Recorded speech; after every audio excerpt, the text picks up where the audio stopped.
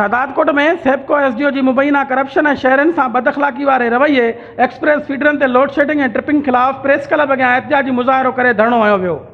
शहर के मुख़्तलिफ़ सियासी समाजी तंज़ीमुनि के अॻवाननि अनिल गुरनानी, मीर गैबी खान मुगेरी, अल्ताफ़ सूमरो, उबदार मीरजत, पीरबख्श भट्टी, नसीर सीलरो, कासिम सूमरो, मोहम्मद सिद्दीक़ कबड़ो, मोहम्मद उमर अतारी, ख़ालिद सीलरो ऐं ॿियनि जी अॻवानी में प्रेस क्लब अॻियां एहतजाजी मुज़ाहिरो करे धरणो हयो वियो।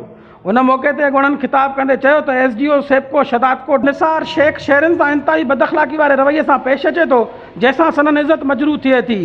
हिननि जो चवणो त शहर के एक्सप्रेस फीडरनि ते गैर ऐलानी गैर कानूनी लोड शेडिंग ऐं ट्रिपिंग करे सैपको सार्फिन ॾांहुं वाधू ऐं डिडक्शन बिल मोकिले मुआशी ऐं ज़हनी अज़ियत ॾिए थो। हिननि जो वधीक चवणो त कुझु ॾींहं अॻु एसडीओ ख़िलाफ़ इंक्वायरी कई हुई, जंहिंजी रिपोर्ट भी इन वक़्त ताईं जारी नाहे कई वई। हिननि मुतालबो कंदे चयो त रिपोर्ट जल्द जारी कई वञे। होॾां एहतजाज जो सैपको चीफ नोटिस वरितो, जंहिं एहतजाज कंदड़नि सां फ़ोन ते ॻाल्हाईंदे सैपको चीफ जे तर्जुमान चयो त अवां सुभाणे एसी सैपको सां मुलाक़ात करे पंहिंजा मुतालबा लिखत में पेश कयो। हिन चयो त एसडीओ ख़िलाफ़ थियल इंक्वायरी जी रिपोर्ट भी आख़िरी मरहले में आहे, जेका जल्द जारी कई वेंदी।